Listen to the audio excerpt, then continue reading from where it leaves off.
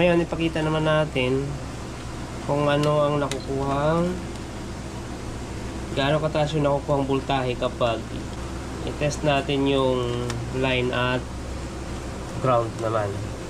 So yung tanong kanina ni sir kung pwedeng makakuha ng 110 sa ganito klase ng supply ay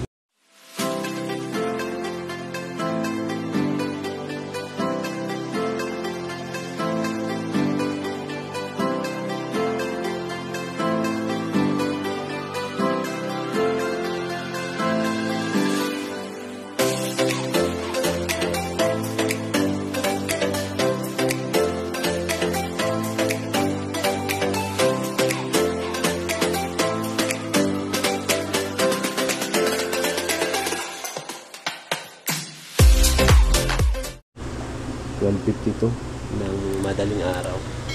And guys, good morning at welcome back sa aming YouTube channel. So 12:52 ng madaling araw. So magkakanda kami ng meager test dito sa ating kliyente. So mayroon tayong isang kaibigan, si Sir. Subscriber din. Ayan, ang ating bagong subscribers. Ayan, no? So siya yung ating kasama dito, representative ng ating dito sa ating kliyente, yung kanilang store. So ito yung mukha ng kanilang panel board na ating kakandak ng meager test. So bali yung main nya 100 ampere ito ngayon. So ang gagawin kasi namin dyan, papalitan ito ng 50 ampere kasi ang dapat lang sa panel board na to ay 50 ampere yung kanyang main.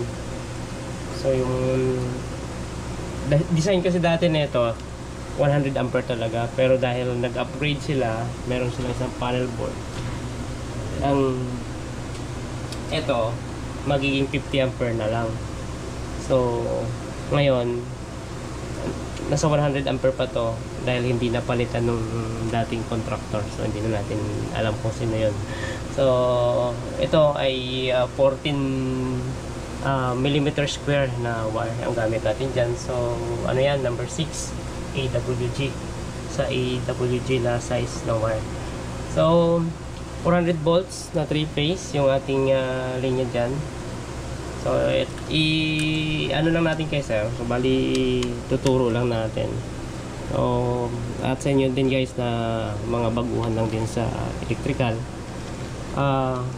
yung ganitong klaseng panel board o yung ganitong klaseng supply na 400 volts ay ipapakita natin kung paano siya tinitester o paano siya gumagana. So yung linya na yan, so titesterin natin. Nakasit tayo sa AC o alternating current. Yan. So itong dalawa, line 1, line 2 muna tayo. So yan.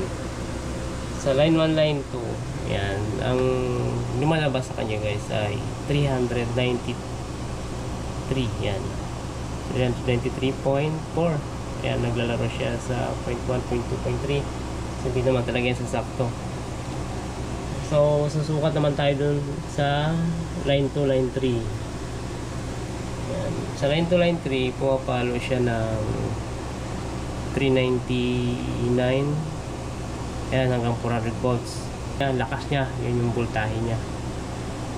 Sa line 2, line 3 yan ha. Sa line 1, line 3 naman, yan, pumapalo din siya hanggang sa 402 volts. So ganyan guys ang mukha ng ating line to line na 400 volts 3 phase. So para makakuha naman tayo ng 230 volts para dun sa ating mga ilaw at mga saksakan, ito naman yan siya. So titesterin natin si line 1. Dito naman yan sa neutral. Yan, ito yung neutral nya, neutral wire. Yan, 233.1, basta 233 volts siya. Yan, si line 2 sa neutral yan siya guys, 229 volts. Yan, si line 3 at neutral. Yan. 235. So, hindi naman talaga yan guys perfect na 230 lang. Nagkakaiba-iba yan. Pero, pasok yan doon sa requirements ng ating mga equipment. So, yan. Kaya pagdating dito, kung ang mga gamit mo ay mga oven lang, single phase lang yun, or one pole lang. So, isang wire lang nakatusok dito. Yan lang yung may power. At yung isa ay kapartner niya, nandun. So, kung ang equipment na ginamit mo guys ay 400 volts, ang gagamitin mo dito ay 3 phase. Yan, kagaya nito. 3 phase yan. Tatlong wire ang nakapasak. Yan. So, ito siya. So, 24, makikita mo yan doon. Si 24 ay 2 horsepower na exhaust motor. O, ganun kataas yung voltahe ng motor na ginamit dito, no? Yan. Kaya, mayroong tayong 400 volts na ganito sa ating mga na linya sa mga commercial building. Kasi nga, yung equipment ay mayroong 400 volts. Kaya gumagamit tayo ng linya na ganito, 400 volts. Kasi ang kadalasan dyan, yung mga aircon, 400 volts yan. Yung mga outdoor unit, 400 volts yan gamit doon. So pagdating sa loob, mga FCU, ano na yun? 230 volts na siya, 220 volts. So yan, ayan, sana ay mayroong napulot si sir na konting kalaman sa ating ginawa, no? At sa inyo din guys. So ganun lang. Sa atin naman, mga probinsya, ganun. Ang linya sa atin sa probinsya ay line to neutral. Magmula sa poste ng ating service provider, ano lang yon, kadalasan dalawang wire lang yun eh. Isang neutral saka isang line. Muntik na mulog na ating system. Kaya ang ano dun sa atin, pwede kang gumamit ng one pole na circuit breaker. Ito, isa lang. Yan o. Isa lang yan. One pole. So, pag dalawa yan, pag line to line naman na 220 volts, dalawa yan. 110, 110. Kada isa sa kanila. So, yung 3 phase na linya, mayroon 3 phase na 380 volts, 400 volts, 480 volts, meron ganon. Mayroon din 3 phase na 220 volts. Pag tinister mo yung dalawang linya, 220 lang yon. Tinister mo to 220. Meron ganong line to line. So, yun ang ano na kuryente sa atin sa Pilipinas. Sa ibang bansa may mga silang mga 110. Kasi yung ano nila, mga gamit may mga 110 lang. Sa atin kasi wala naman tayong gamit na 110. Magkakaroon ka lang ng gamit na 110 dito kapag yung binili mo sa ibang bansa. Yan sir, pwede kang kumuha ng 110. Hindi ba? Dito sir, hindi ka makakakuha ng 110 kapag ganito yung supply mo. Kasi ano siya 400 volts to Kung ito 220 volts yan, pwede ka makakuha ng 110 dyan. Isang linya. Isang linya, doon ka naman pa-partner sa ground. Ito yung ground pala natin guys. Yan. Basta si grounding, si neutral, magkaiba pa rin yan. Hindi mo pwedeng sabihin na grounding siya at hindi mo pwedeng sabihin neutral ito. Kahit halos parehas. Kahit parehas lang yung trabaho nila, pero eto kasi ay si neutral, ay neutral lang talaga yan siya. Kumbaga wala siyang pinapanigan, neutral lang siya. Ganun yung linya sa atin sa Pilipinas. So, ang nakapalito lang dyan kasi yung iba, halimbawa pag mga baguhan, pag dumadami kasi yung gamit natin sa loob ng store, dadami din yung syempre yung breaker natin. So kadalasan kasi dito sa atin, halimbawa oven, isang breaker yon. So, isang wire na live, saka isang wire na neutral.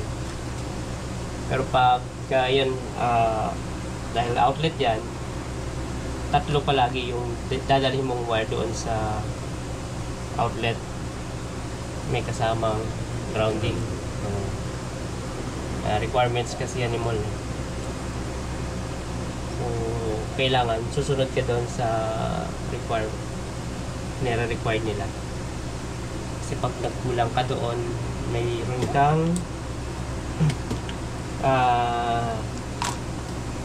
binayolate sa kanilang patakaran. Okay, so yun. Ano pa ba nang pwede nating ano? O sir, ano pang tanong mo? Maliban dun sa pwede ka makakuha ng 110. Wala naman na sir. Maliwanag yung paliwanag mo. Ay, yung bilang niya, nakalagay naman yung pagbilang. Nakaiwan. So yung bilang yan, ganyan. So guys, dito naman sa branches, kasi tatlo yan, di ba? Ang bilang yan palagi, eto kasi red, yellow, blue, para mabilis mong matandaan yan, RYB ka. R, Y, saka B. Red, yellow, blue. So yung tatlong bus bar na yan, napapaloob yan dito sa 1, sa 2, sa 3. Pagkatapos yan, babalik ulit yan sa 1, 2, 3. Ganun lang yan. Pagkatapos nun, ganun lang din. So, sa pagbabalance naman nito, yung ano naman dyan, yung may trabaho naman dyan, yung mga designer, yung mga engineer. Sila yung gumagawa ng mga plano, electrical plan, para yung ilalagay natin dito na mga load ay babalanse sa tatlong wire. Kasi kung hindi magbabalanse yon, kung hindi nila makompute ng balance yon, pwedeng mataas yung nakalagay na load sa isang bus bar o sa isang ito bus bar yan eh.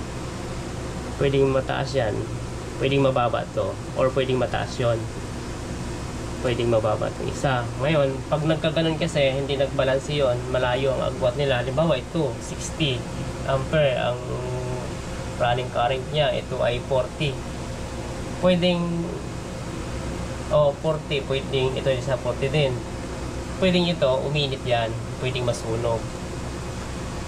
Kaya, pag nagkaganon, delikado.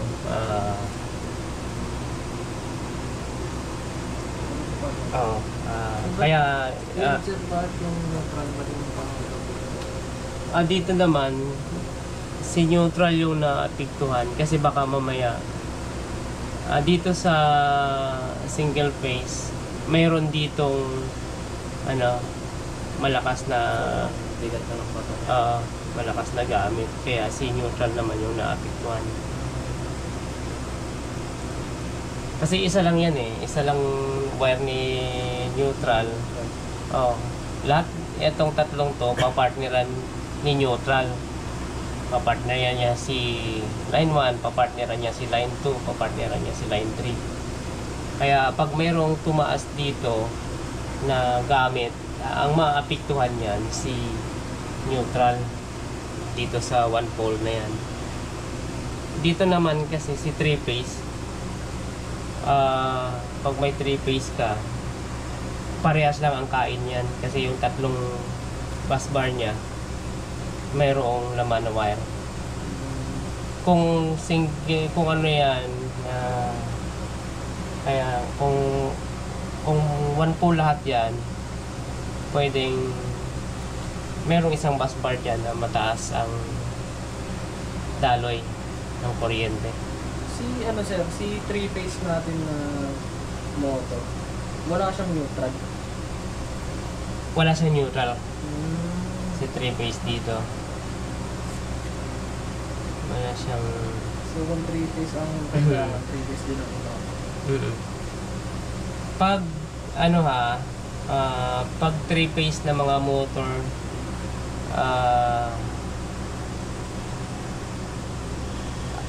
hindi, may neutral pa rin pala siya. Mayroon neutral pa rin yan, naka-partner, nandito yan. Itong number 10 na to, ayan. Yung mas malaki siya. Ito, is, kasi nakikita ko dyan, ilan yan, parang apat ba? Yan, pwedeng isa sa kanila dyan. Yan. O, neutral. Ito kasi number 10 din to eh. Kaya, may neutral din yun. Yan, number 10 din natin. May neutral pa rin yan pala.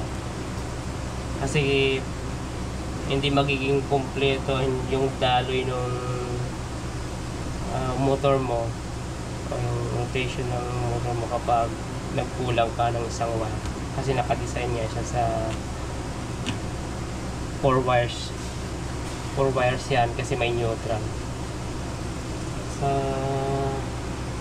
ano po ba yan? Mayroon ako nakalimutan na hindi ko man. Sa ano naman, pag kukuha ka naman ng running current naman, halimbawa yung daloy. Ang current kasi daloy yan eh. Kaya nga current in English lang. Pag ampere, current yan. Yun yung daloy nung ating mga load na kinarga sa isang dito sa mga wire na yan. Halimbawa, itong number 2 na pala to eh. Itong 1, yan. Ito 1 lang yan, 1 lang din to dito. Ito 2 lang din yan kasi kumbaga ano yan, paganyan yan ang connection yan. Tapos 3, ito, yan. Sa linya lang din yan.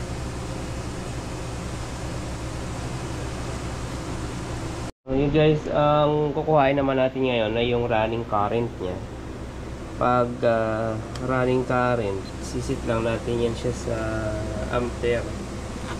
AC o alternating current pero naka-ampere siya. So yan.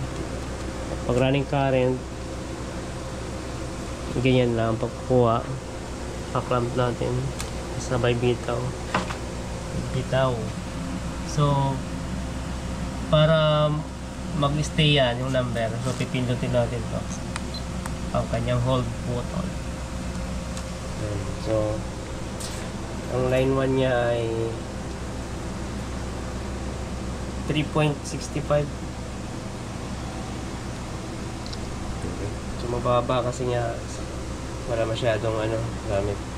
So pinutin ulit natin to para mawala yung reading ng unang wire ng line 1. So itong line 2, so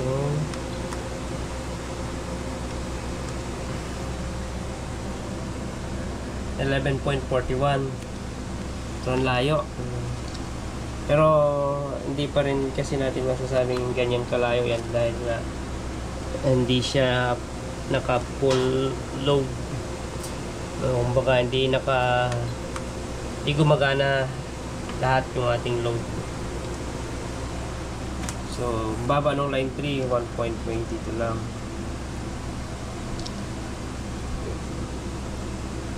So yan. So okay na. So ngayon ipakita naman natin kung ano ang nakukuhang gaano kataas yung nakukuhang voltahe kapag i-test natin yung line at ground naman. So tayo sa line, Set na sa alternating current pa rin. Alternating current. So sa line 1 saka sa ground. So hindi makita. Yan. 29. So yun guys, halos pareha sila ng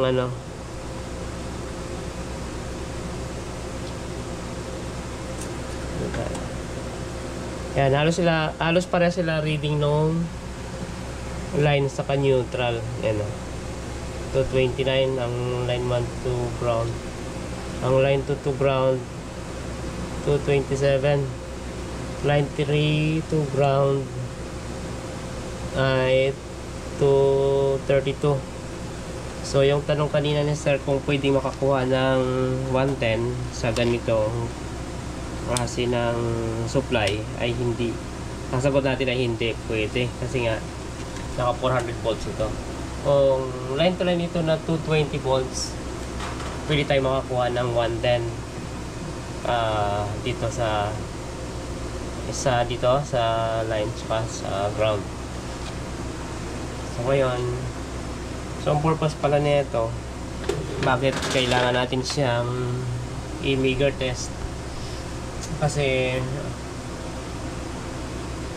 etong neutral niya unti-unting nasusunog yan, pero dapat magkakaroon din tayo ng full load test na tinatawag, yung during operation nitong store nyo, doon tayo magkakandak ng full load test. Kasi kapag ganito now hindi operational, hindi nag-ooperate yung inyong store, hindi natin malalaman kung ano yung mga equipment dyan na hindi masyadong gumagana. So kailangan kasi may tao talaga para may gumagamit ng equipment, para malaman natin kung ano yung malakas na daloy na nagagawa niya dito sa ating mga wire. So ngayon, muna tayo, initial testing ng ating meager.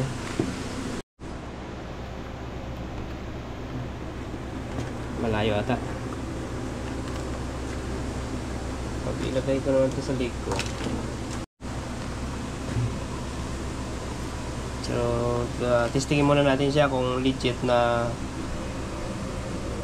may battery. Oh, yan, may battery siya. Nag-0 siya. So, sigurado yan, mabaksak to sir. So, kuha.